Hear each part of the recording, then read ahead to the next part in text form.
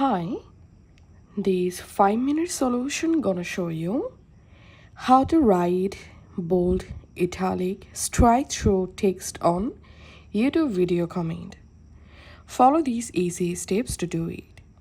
First of all, go to your YouTube and search for the video where you want to post comments, and now just go to comment section, and in this comment box, to make a bold comment, type this star sign, and after the star sign write your text, and again write a star sign, and then just post the comment, and the comment will be bold like this.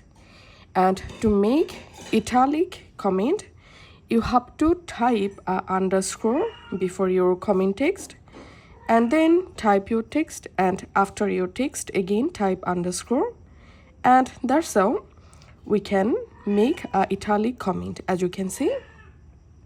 And to make a strike through comment, you have to add dash, and then type your text. After your text again add a dash and just send the comment, and the comment will be strike through, as you can see.